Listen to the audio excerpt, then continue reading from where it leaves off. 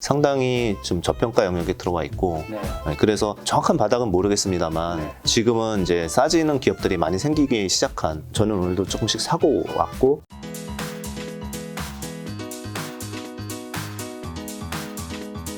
지금 이제 대표님께서는 애널리스트도 하시고 펀드 매니저도 하시고 이제 증권계에 계신 적은 한 30년 가까이 되시는 거죠. 정확하게 27년 있었습니다. 27년. 예. 그리고 지금 사무실도 당연히 여의도에 있으시죠. 여의도에 있죠. 요즘 여의도 네. 분위기 어떤가요? 제가 요즘 이제 조깅을 좀 하거든요.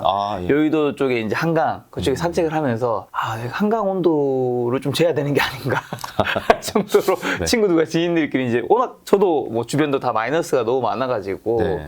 농담삼아 그런 얘기 하는데. 네, 맞습니다. 여의도가 네. 조금 침울합니다. 네, 전체적으로 뭐 이제 점심 먹으러 나올 때는 티가 안 나고 이제 날씨도 좋고 이러니까 이렇게 그때는 웃는 사람도 많지만은 실제 사무실 안 분위기는 냉랭합니다. 그렇죠. 네. 야, 그러면 지금의 한국 시장이랑 미국 주식 시장 대표님께서 좀 점검 한번 해주신다면 어떻게 보시나요? 요새 뭐 주가도 많이 빠졌고 네. 그 다음에 변동성도 굉장히 심하고 네. 그리고 제일 이제 겁나는 거는 모르는 것들이 좀 아직도 상존해 있다는 거죠. 그래서 모르는 게 있나요 지금? 예, 저희가 이제 이렇게 되면 이렇게 될 거야라고 얘기할 수 있는데 네. 사실 지금 이제 전쟁이 언제 끝날지 모르는 거, 그렇죠. 예, 이런 부분들이 좀 모르는 거고, 그리고 이제 에너지 가격이 지금 저 오늘 오다가 사실은 이제 주유소 들렸다 왔거든요. 네네. 2,400원 내면서 깜짝 놀랐습니다. 2,400원이요? 예, 여의도에서 넣었는데 딴 데서 넣으면 2,100원이었을 텐데 제가 급하게 넣느라고. 네. 그러니까 이제 유가가 그렇게 지금 이제 한 120불 정도 되거든요. 예, 그래서 이런 부분들이 이제 바로 타격을 주고 있는데 이게 언제 그 인플레이션이 꺾일지 네. 이 부분이 지금 제일 불확실한 상황입니다. 그래서 네. 조금 이제 이런 부분들 예측하기 어려운데 그래도 저희가 이제 최선의 합리적인 예측을 해보면은 지금 주가 워낙 많이 빠졌잖아요. 그래서 지금 이제 오늘 보니까 2,450 정도 코스피 기준으로 이렇게 빠졌는데 그러면은 밸류에이션이 벌써 9배가 깨졌어요. PER이. 그래서 이제 한국이 밸류에이션이 한 제일 나빴을 때가 옛날에 이제 2008년에 금융위기 왔을 때 네. 그때 이제 PER이 8배가 잠깐 깨졌었거든요. 8배. 예, 그리고 이제 PBR로도 많이 보는데, 네. 예, 이제 자산가치죠. 자산가치 대비로도 0.8배를 잠깐 닿았었어요. 그랬는데, 지금은 이제 어디까지 빠졌냐면은, 거기까지는 안 빠졌고, 네. 지금 이제 9배 수준 PER로. PR은 9배. 예, 그 다음에 PBR을 더 많이 보는데, PBR 같은 경우는 0.9배. 예, 그래서 상당히 좀 저평가 영역에 들어와 있고, 네. 예, 그래서 정확한 바닥은 모르겠습니다만, 네. 지금은 이제 싸지는 기업들이 많이 생기기 시작한 네. 이런 상황입니다. 미국도 비슷합니다. 미국이 지금 나스닥이 33% 빠졌고요. 그 다음에 S&P 500도 거의 22%나 빠졌습니다. 그래서 지금은 이제 약세장으로 표현할 때 20% 이상 빠지면 약세장이라고 하거든요. 네. 이미 그 수준까지 내려온 상황입니다. 2008년에 PR이 8배고 PBR이 이제 0.8배. 네, 그때가 이제 바닥이었던 거잖아요. 그렇죠. 그리고 지금은 이제 PR이 9배, PBR이 0.9배면 어쨌든 그때만큼은 아니지만 네. 굉장히 많이 이제 싸진 구간이긴 한데 네. 또 어떻게 보면 2008년에는 이 글로벌 금융위기였던 거잖아요. 그렇죠. 그 정도는 이제 굉장히 여파가 컸기 때문에 이 정도로 많이 떨어졌던 건데 이번에는 뭐 때문에 이렇게까지 떨어졌고 네. 그리고 이게 사실 글로벌 금융위기 때만큼의 큰 충격은 제 생각에는 아닌 것 같은데 네. 그렇다면 지금은 충분히 이제 어쨌든 우리가 뭐 올랐을 때 사는 것보다는 그렇죠. 좀 싸졌을 때 사는 게 물론 네. 공포심에 조금 깔려 있긴 하지만 네. 그걸 이기는 용기가 또 중요한 시점이지 않은가라는 생각도 드는데. 네, 맞습니다. 그래서 네. 지금 이제 저희도 체감하는 것들은 보면은 가계와 그러니까 소비자들이죠. 가계와 그다음에 기업이랑 그다음에 정부 뭐 이렇게 역할들이 있는데 그렇죠. 가계랑 기업이나 아니면 레버리지라고 표현하는 부채 비율이나 이런 것들은 2008년 근처도 아니에요. 그 굉장히 건강한 상태예요, 사실은. 이 세 개 다요? 정부가 지금 이제 돈을 이제 다시 조이고 있잖아요. 이제 그거가 좀 이제 문제인데 지금은 이제 금융위기라고 그러니까 내년에 뭐 위기가 온다라는 이제 이야기들이 얘기들이 요즘 점차 나와요. 네, 많아지고 있는 거잖아요. 네. 그래서 그 가능성은 있어요. 가능성은 있는데 네네. 지금 그 정도까지 나쁜 상황은 아니다라는 거고 그게 주가가 먼저 그렇게 될 것 같으니까 주가가 제일 빨라요. 사실 전 세계 어느 선행지수보다도 빠른 게 주가 지수입니다. 왜냐하면 이럴 것 같은데 기업이 이렇게 하면 돈 벌 수 있어?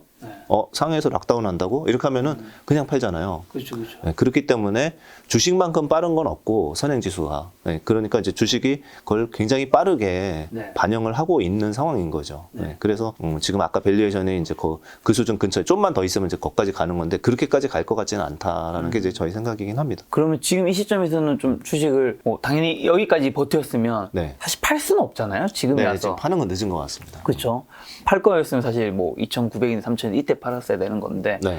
그럼 지금은 또 많은 분들이 이거 사야 되는 건가 싶은데도 또 사실 이제 방송에서도 네. 코스피 2,700 깨질 때부터 이제 사는 얘기가 굉장히 좀 많았거든요. 그때부터 좀 많이 쌌으니까. 네. 근데 좀 살려고 하니까 2,600 붕괴되고 2,500 붕괴되고 2,400 가니까 이제 현금 여력도 별로 없고 이거 어디까지 떨어질지 모르겠는데 지금 현금 좀 비축해서 좀 위기를 좀 대비해서 그때 사야 되는 게 아닌가 막 그 고민들 하시는 것 같아요. 주식이 참 어려운 게 네. 저희도 뭐 2,600이 바닥인 줄 알았습니다. 그리고 네. 2,600 빠지면서 그때 바닥에서 이제 회사 고유 자금이라는 게 있어요. 저희 회사 자금이에요. 그걸로 주식을 샀거든요. 네, 코스피를 분할해서 샀는데 이렇게 이제 물가가 이렇게 튀어 오를 줄은 몰랐고요. 네. 네, 그리고 이제 긴축의 문제 당장 곧 FOMC 끝나고 나면은 그쵸. 네, 금리 얼마 올릴지도 나오는데 그래서 저희가 선택한 방법은 이거예요. 그냥 조금씩 사고 있어요. 사실 오늘도 오기 전에 조금 샀어요. 코스피를 샀습니다. 코스피 ETF를 좀 샀습니다. 그렇게 해서 근데 많이 산 건 아니에요. 뭐 적극적으로 다 사자 이런 건 아니고 저희도 모르니까 이 순간에 싸다는 거는 저희가 알고 있어요. 그렇죠. 네, 근데 언제 반등할지는 사실은 뭐 좀 정확하게 모르겠어요. 그렇기 때문에 분할 매수를 계속 하고 있는 상황인 거예요. 그런데 뭐 돈을 이미 다 투입하신 분들은 이제 어쩔 수 없지만 그때는 이제 나중에 또 방법을 말씀을 드릴게요. 그렇지만은 지금은 사실은 이제 나가서 얘기하고서 자기네 액션 안 하는 언행일치가 안 되는 사람 그러면 안 되잖아요. 그렇죠, 예. 그렇죠. 근데 저는 오늘도 조금씩 사고 왔고 그거는 싸다고 믿는 신념이 있기 때문에 그렇습니다. 예. 그럼 만약에 현금 비중이 뭐 있다면 네. 지금 대표님께서는 어느 정도까지 조금 들어갔고 지금 남은 게 몇 퍼센트 정도 이제 대기 자금이 있는 건지 퍼센테이지 정도만요. 금액을 잠깐 네. 여쭤본 건 아니니까. 네네. 근데 저희 이제 고객 자산군이 여러 개가 있어서 그런데 저희가 개인 자산도 운영을 해드리는데요. 개인분들은 현금이 30% 정도 저희가 만들어 놓은 상황이고요. 거기서 조금 이제 왔다 갔다 하고 있고요. 아까 말씀드린 저희 회사 자금 같은 경우는 뭐 한 60-70% 이상 현금이 있기 때문에 예, 거기는 이제 더 살 수 있는 여력이 있는 거고요. 네. 지금 더 떨어질 여지도 있기 때문에 단번에 다 들어가진 않은 상태이신 거네요. 네네. 저희. 근데 왜 지금 아까 코스피 지수를 샀다고 하셨잖아요. 네. 다른 걸 사실 수도 있잖아요. 네. 그게 좀 복잡하긴 한데 저희 고객이 사는 거는 저희 회사가 못 삽니다. 네, 이렇게 차이니즈 월을 쳐놨기 때문에 네. ETF는 가능하거든요. 그래서 왜 컨플릭을 없애기 위해서 왜냐하면 저희가 먼저 사고 고객 거 나중에 사고 이러면 안 되잖아요. 그러니까 이제 고객 거 사드리는 좋은 종목들은 그쪽을 사드리고 저희는 ETF로 이렇게 하고 있습니다. 그럼 이번에 사실 이게 주가가 갑작스럽게 또 더 크게 떨어졌던 거는 사실 이제 물가 때문인 거잖아요. 그렇죠. 네. 물가 미국 5월 소비자 물가 지수 상승률이 전년 동월 대비 8.6% 기록하면서 1981년 이후로 41년 만에 최고치. 이게 이제 월스트리트 애널리스트 전망치를 맞아요. 네. 8.2에서 8.4% 크게 웃도는 거였는데 이 인플레이션이 사실 안 잡히면 앞으로는 더 크게 긴축으로 갈 수 있는 건데 이 인플레이션은 좀 어떻게 보고 계시는지. 지금 핵심은 뭐 다 인플레이션이기 때문에 다 같은 한 꾸러미로 돼 있는 게 뭐냐면은 인플레이션 그러니까 금리 상승 그 다음에 강한 긴축 이렇게 이제 한 꾸러미잖아요. 네, 다 똑같은 건데 물가가 결국 잡히거나 떨어져야 되는데 물가를 올린 세 가지 요소를 한번 먼저 볼게요. 그러면은 세 가지 요소가 사실은 이제 코로나 때문에 또는 중국 때문에 그 공급망 차질이 좀 있었잖아요. 아직도 진행 중인 거고요. 그 다음에 또 하나는 이제 전쟁으로 인한 에너지 커머더티 가격 상승이 있었고 그리고 마지막으로 제일 중요한 게 이제 실수요. 실제 소득이 좋으니까 소비를 많이 한 겁니다. 예. 그래서 그 세 가지 요인이 있는데 하나씩 보면은 지금 전혀 모르겠다고 지금 말씀드린 거는 아까 그 전쟁 때문에 이건 뭐 유지가 되고 있는 고유가예요. 그러니까 러시아가 수출을 해야 되는데 그 러시아가 사우디 정도 급의 그러니까 세계에서 1, 2등 원유 수출국이거든요. 예. 사우디가 1,100만 배럴이 데일리로.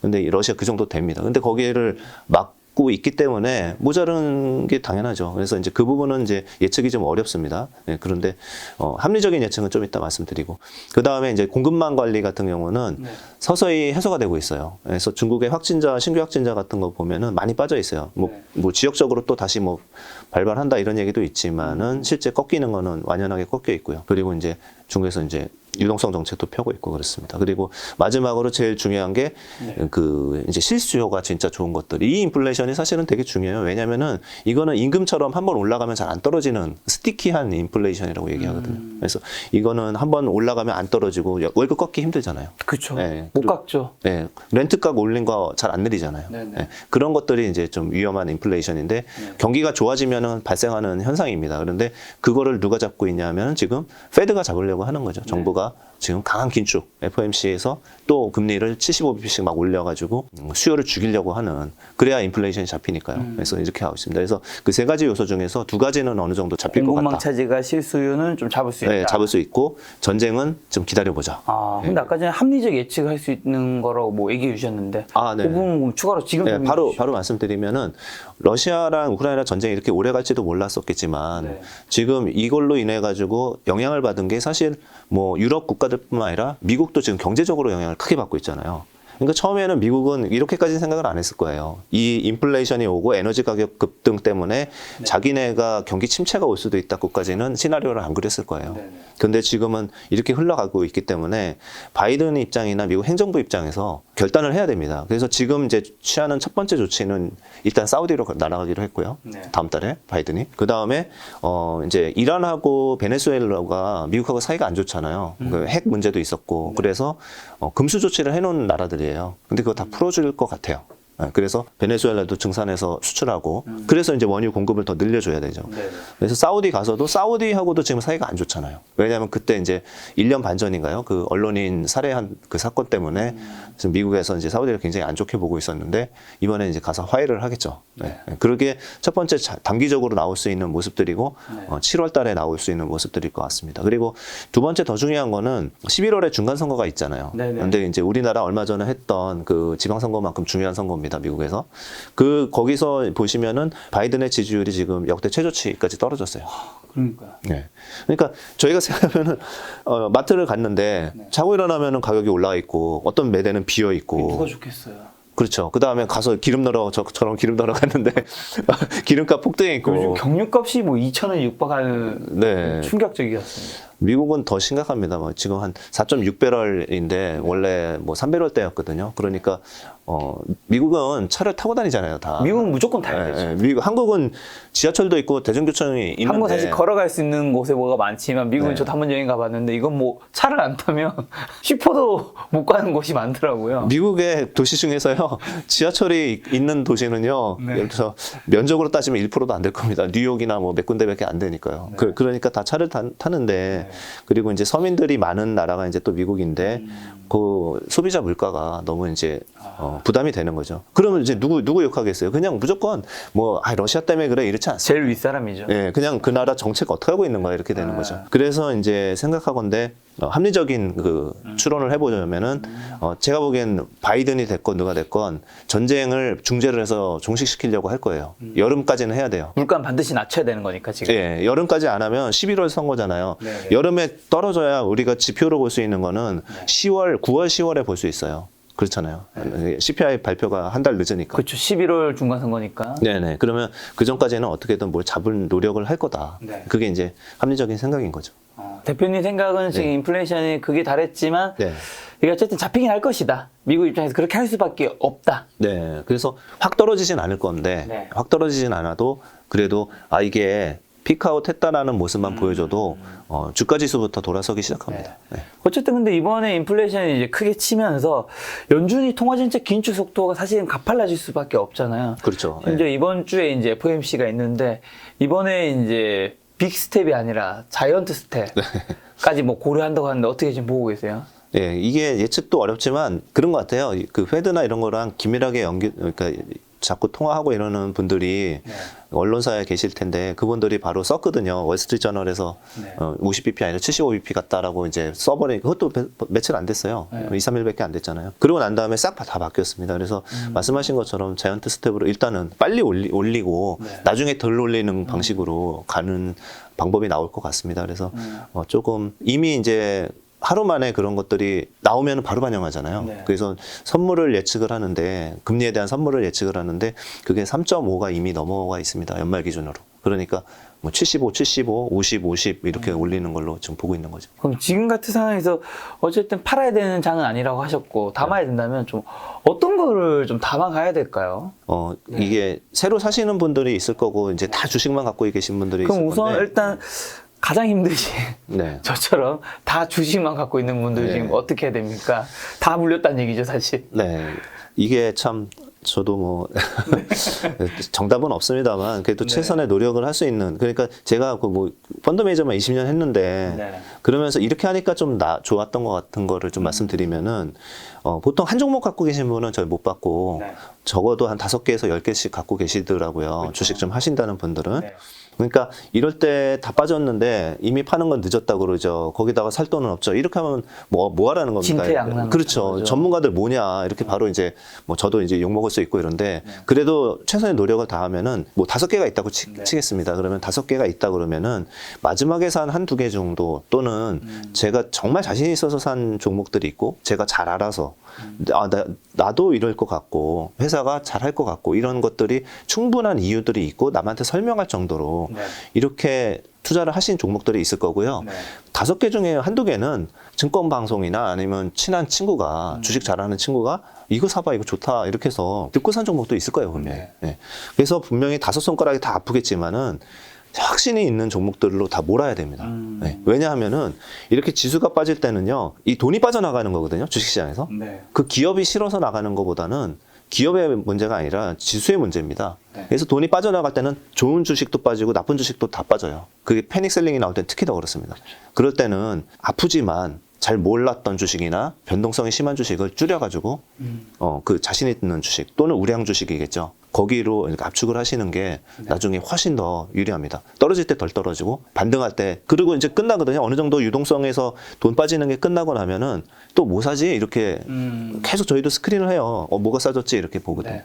그때 살 때 그런 우량주부터 올라갑니다. 네. 네, 그렇기 때문에 회복의 속도가 훨씬 크고 빠질 때도 덜 빠진다. 네. 그러니까 이렇게 폭락하는 장에서는 스위치 매매를 할 포트폴리오를 리발란싱 한다고 할까요? 네. 그렇게 하는 게 좋을 것 같습니다. 5에서 10개 정도 있다면 그중에서 좀 자신 없는 것들은 빼고 예.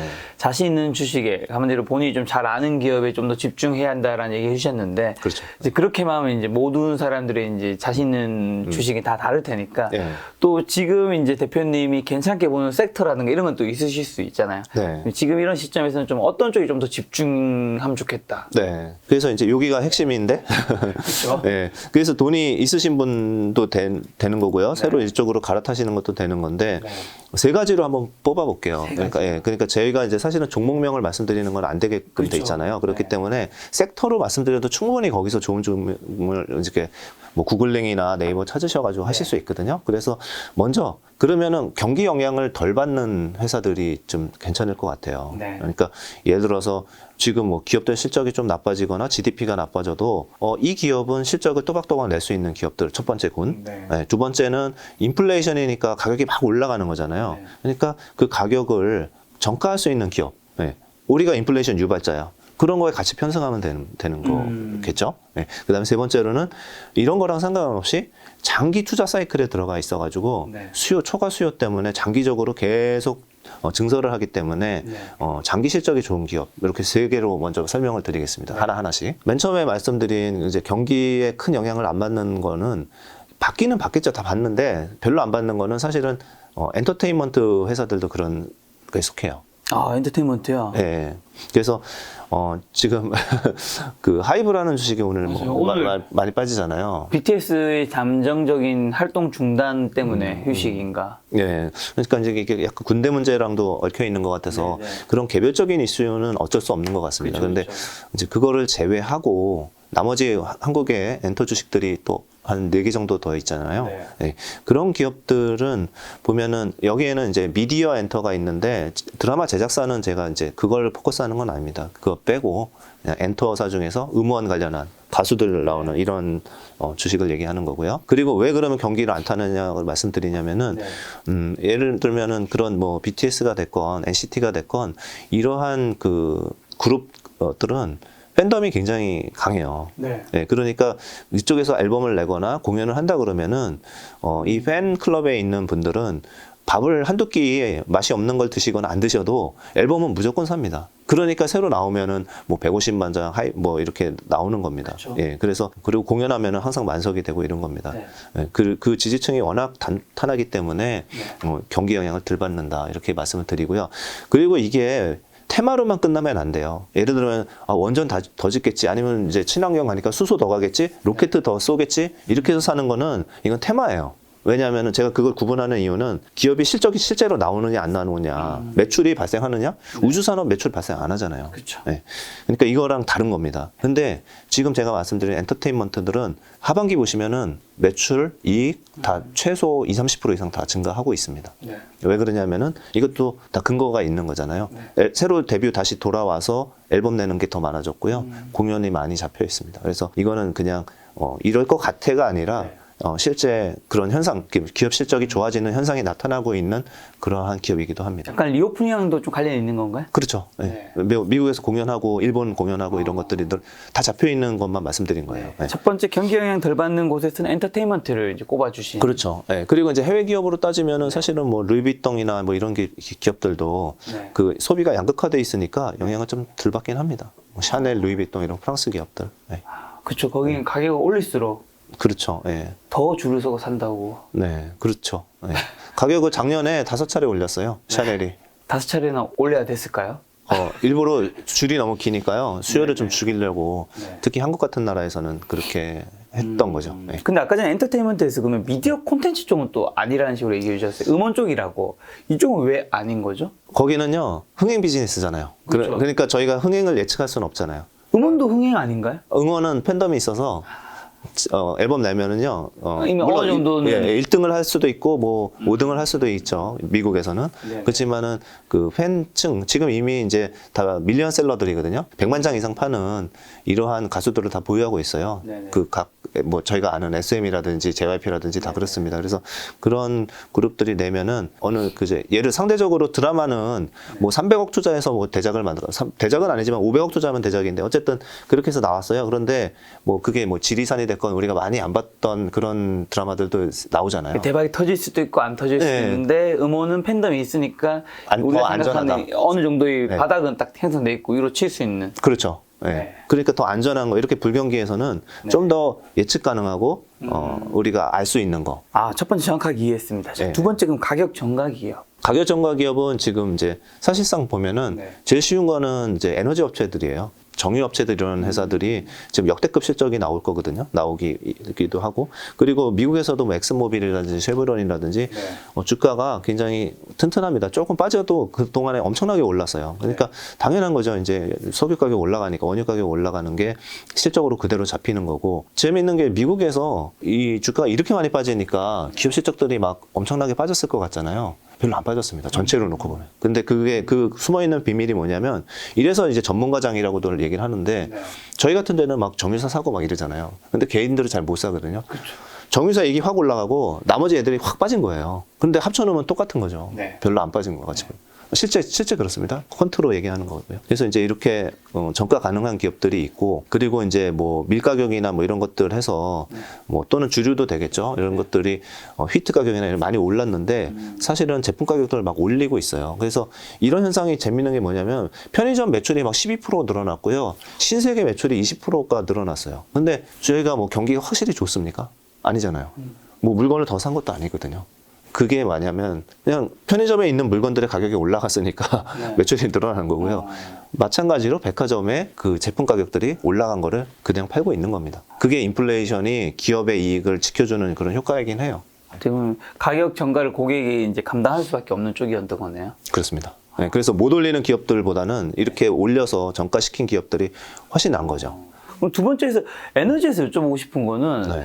이게 이제 주가에 다 반영된 게 아니냐. 지금 뭐 그 얘기를 하는 거는 우리가 들어가기에는 좀 너무 늦은 게 아니냐. 이렇게 생각하실 수는 있잖아요.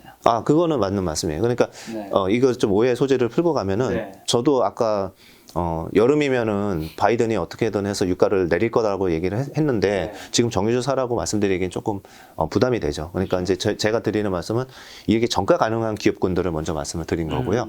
이게 정유사에 대한 추천은 절대 아닙니다. 네. 네. 네. 차라리 그렇게 가려고 그러면은 조선사가 또 날 수도 있죠. 조선업종 같은 경우는 예를 들어 자, 이 사건의 모든 거의 핵심은 원유가 튀인 거고 그렇죠. LNG나 가스를 공급을 못 받을 건데 유럽 네. 국가들이 네. 결국은 미국에서 너희 LNG로 해서 배에 실어 나눠줄게 이렇게 얘기하고 있는 거잖아요. 그래서 작년에 70척이 LNG선이 나왔어요. 역대급 역사상 최대 많이 나왔는데 올해 지금 벌써 그 기록을 깼습니다.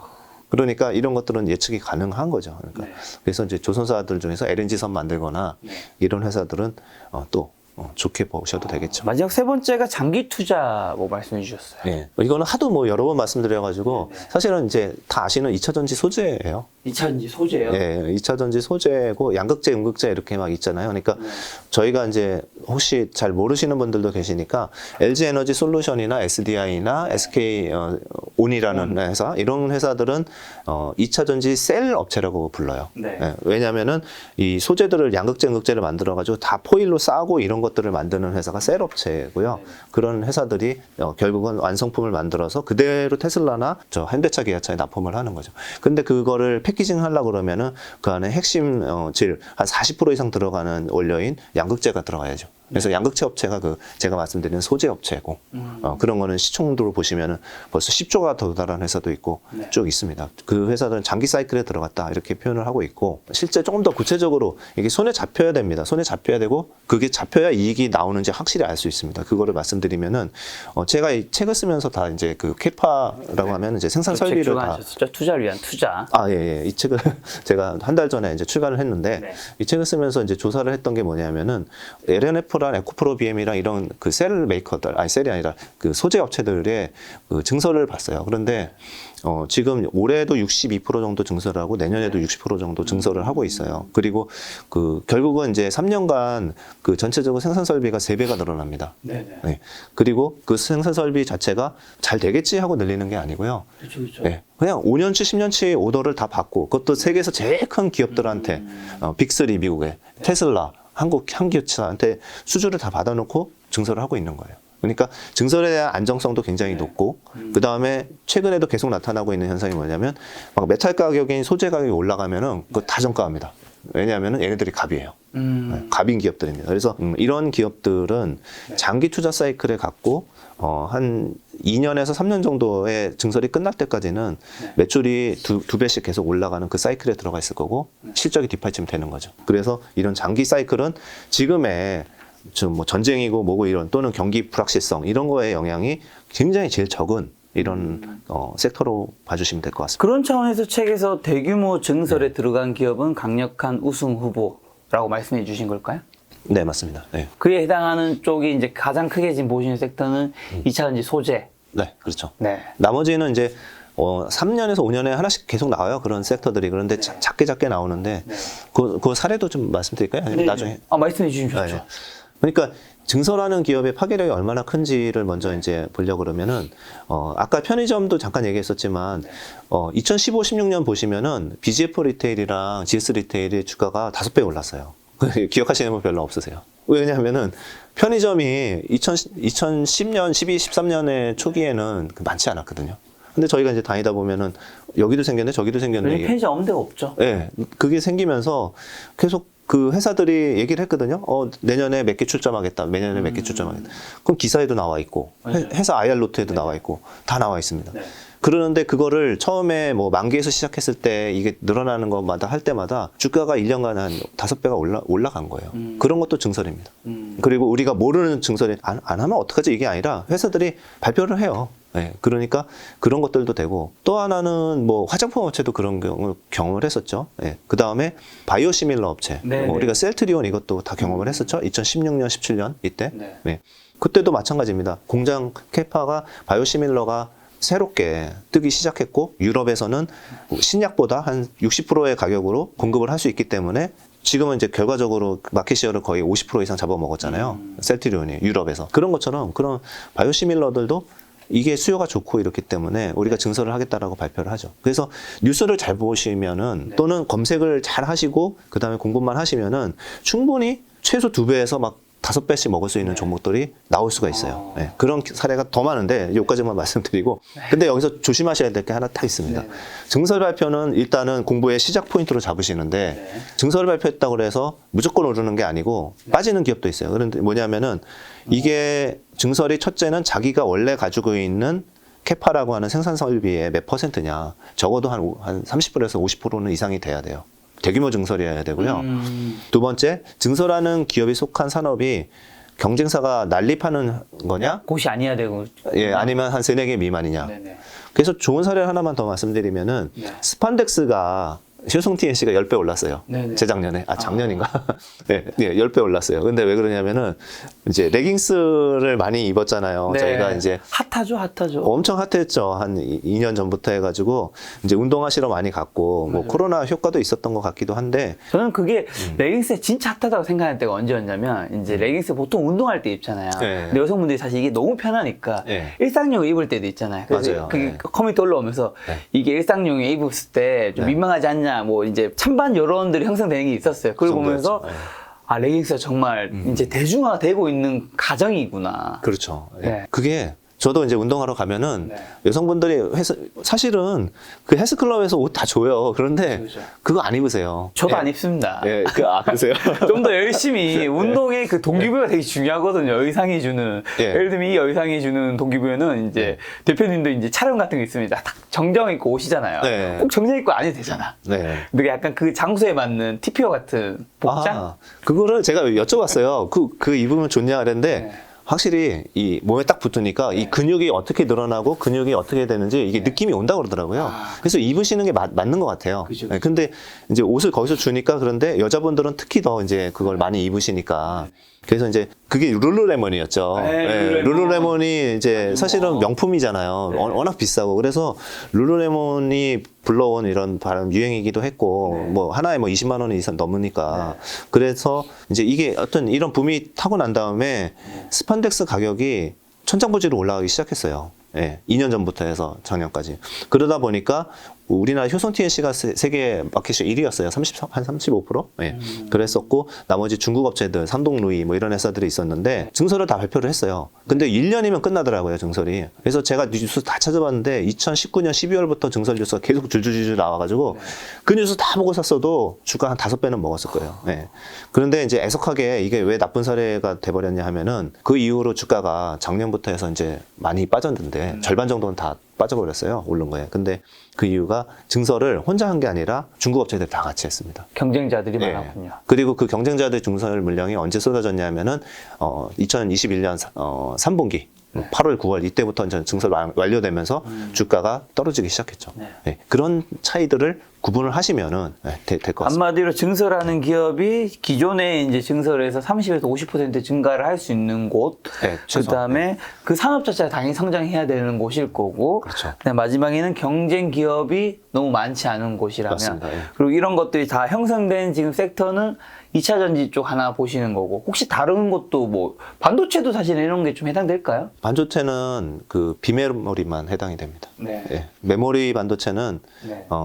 사실은 이 공급을 줄이고 늦출 수가 없어요. 웨이퍼를 넣으면은 그대로 쭉 나오는데 나온 다음에 그 수요를 예측할 수도 없고 이렇기 때문에 그 반도체보다는 비메모리 반도체는 TSMC가 세계 1위잖아요. 걔네들은 이제 고객들이 다 애플, 구글, 뭐 아마존, 그 다음에 테슬라 이런 고객들이잖아요. 그러니까 거기는 약간 더 커스터마이즈한 반도체라고 보시면 될 것 같아요. 이렇게 만들어줘 해서 설계해서 주면은 만들어주는 게 이제 비메모리인데 거기는 늘 쇼티지. 그래서 TSMC가 가격을 연초에도 20% 올렸고 이번에 뉴스 보니까 또 올린다고 하더라고요. 그러니까 가격 정가가 다 되는 기업이에요.